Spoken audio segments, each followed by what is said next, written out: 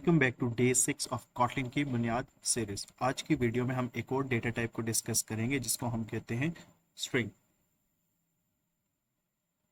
सबसे पहले स्टार्ट करते हैं। पहले हम थोड़ी सी इसकी डिटेल देखते हैं और फिर इसको कोड करेंगे। तो सबसे पहले हम देखते हैं कि स्ट्रिंग होता क्या है। यहाँ पर लिखा हुआ let's talk about characters. Character क्या कहते हैं? जैसे इंग्लिश अल्फ़ाबेट है, 26 अल्फ़ाबेट्स होते हैं, तो हर एक अल्फ़ाबेट को हम एक कैरेक्टर कहते हैं। ऐसे ही 1 2 3 अप टू सो ऑन, हर एक लेटर को हम कैरेक्टर कहते हैं। ऐसे ही हमारे पास जो चीज़ इंडिविजुअल लेवल पर होती है उसको हम कैरेक्टर कहते हैं। ऐसे ही डिफरेंट कैरेक्टर्स को मिला के हम एक स्ट्रिंग बनाते हैं। जैसे कि फॉर एग्जांपल हम एक नाम लेते हैं, नाम लेते हैं हम किसी का एरिक्स। So A is a character, R is a character, I is a character and X is a character. लेकिन जब हमने इनको कंबाइन कर दिया एक धागे के साथ, यानी एक स्ट्रिंग के साथ, तब इसको हम क्या कहेंगे? एज अ होल एक स्ट्रिंग है। तो ये किस लिए यूज़ होती है? ये बेसिकली हमारे names, messages and anything made up of text, यानी कोई भी टेक्सचुअल फॉर्म का डेटा है उसको हम स्टोर कर सकते हैं किसमें? स्ट्रिंग्स में। नंबर टू, इस कभी भी हमने जब भी स्ट्रिंग लिखना होता है तो हम उसको किस चीज़ में लिखते हैं? डबल कोट्स में लिखते हैं। या हम जब कंपाइलर पे जाएंगे तब बताऊंगा। बेसिकली ये डबल कोट्स में लिखा जाता है, और जो सिंगल कोट्स में लिखा जाता है उसको कैरेक्टर कहते हैं। कैरेक्टर से नेक्स्ट हमारी डेटा टाइप होगी, उसको तब डिस्कस करेंगे। और थर्ड पॉइंट लिखा हुआ है कि ये जो हमारे कैरेक्टर्स हैं उनको अगर हम कलेक्शन बना दें, उनको इकट्ठा करते हैं, तो एक ये स्ट्रिंग बनता है हमारे पास। सो सबसे पहले हम ये देखते हैं कि ये डिक्लेयर कैसे होता है। सबसे पहले आपने कीवर्ड लिखना है, देन आपने वेरिएबल का नेम लिखना है, and then the value in double quotes. अच्छा, अगर आपने उसके एक्सप्लिसिटली डेटा टाइप मेंशन करनी है तो आप उसकी वो भी कर सकते हैं। कीवर्ड लिखें, देन आप उसका वेरिएबल नेम लिखें, देन डेटा टाइप स्ट्रिंग लिखें और इसके इक्वल्स टू वैल्यू लिखें। दोनों की एग्जांपल दिए, जैसे वैल कीवर्ड हो गया हमारा, वेरिएबल नेम हमारे पास यहाँ पे नेम है, इक्वल्स टू वैल्यू हमारे पास एरिक्स है, और ये आप देख सकते हैं ये डबल कोट्स के अंदर है। इसको हम क्या कहेंगे? ये एक स्ट्रिंग है। ऐसे ही हमने इसको एक्सप्लिसिटली किया है, val user name is type of string, और उसकी वैल्यू इसके अंदर ये स्टोर हो गई है। सो अब ये कुछ एग्जांपल है कि लाइक हमने वही किया है कि एक जगह हमने एक्सप्लिसिटली डेटा टाइप मेंशन की है और एक जगह नहीं की।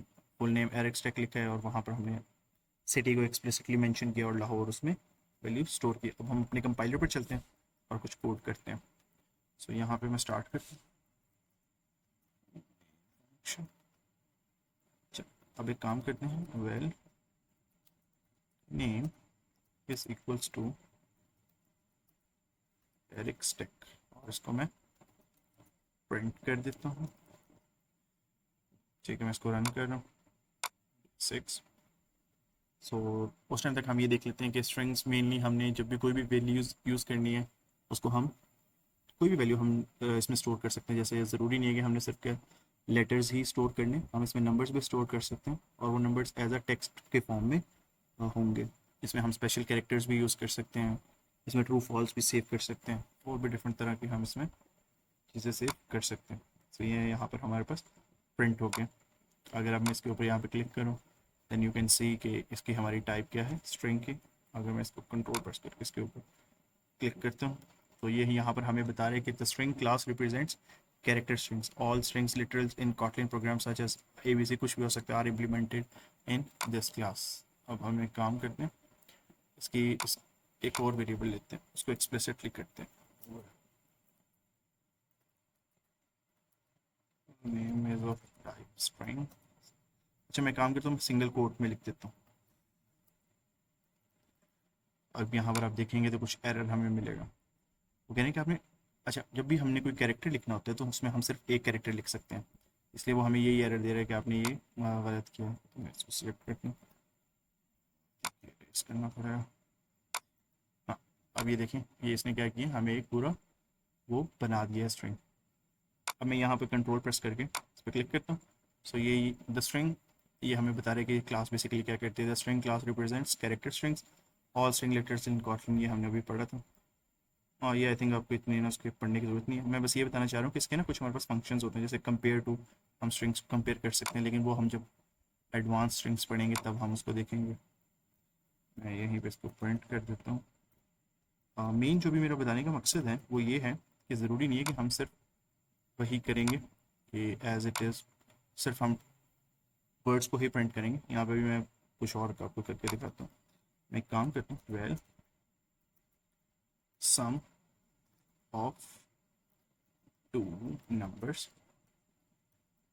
is of type string equals to, और मैं यहाँ पे लिखता हूँ 3+5।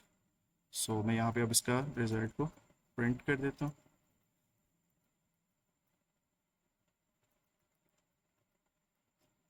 मैं इन दोनों को इरेज कर देता हूँ। अच्छा, अब जब मैं इसको रन करूँगा आपको क्या लगता है कि 8 प्रिंट होगा?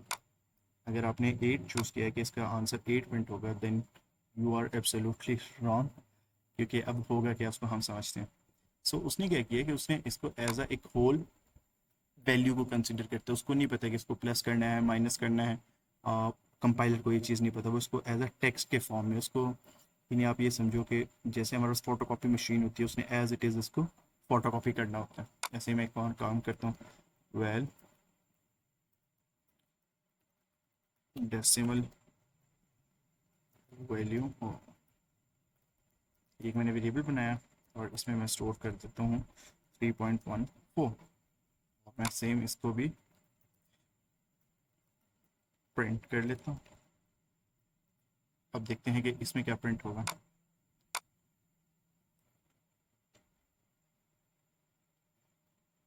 अच्छा, अब आपको लगेगा कि ये एज अ नंबर प्रिंट हो गया, आई मीन 3.14, लेकिन ये क्या है? ये बेसिकली आपकी एक कॉपी है।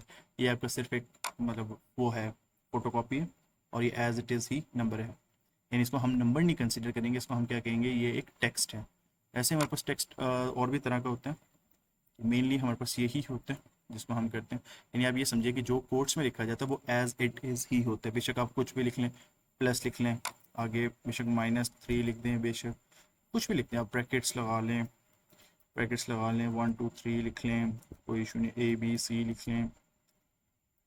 आगे ये आई मीन ये आप नहीं लगा सकते क्योंकि उसमें डबल कोट्स नहीं लगा सकते। सिर्फ उसके अलावा आप कोई स्पेशल कैरेक्टर लिखना है, कुछ भी लिखते हैं, और आप अगर इसको रन करेंगे, तो आप ये सम ऑफ टू नंबर्स में देखिएगा, ये यहाँ पर प्रिंट होगा। तो आपको वो क्या करेगा, वो एज इट इज़ ही उसको प्रिंट कर देगा, उस पर कोई लॉजिक नहीं लगेगी। सिर्फ उसका काम क्या है कि एज इट इज़ उस वैल्यू को उठा प्रिंट करना। इसकी सबसे अच्छी एग्जांपल यही है कि ये एक फोटोकॉपी का काम करते हैं, कि उसको पता होता है कि जहाँ पर ये डबल कोड से स्टार्ट हो रहा है और एंड हो रहा है, तो उसके अंदर जितनी वैल्यू होगी उसको चुप करके पेस्ट कर देना है।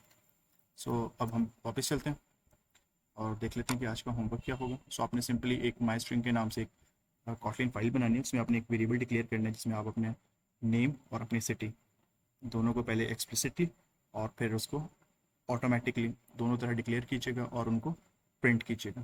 That's all for today, thank you, bye.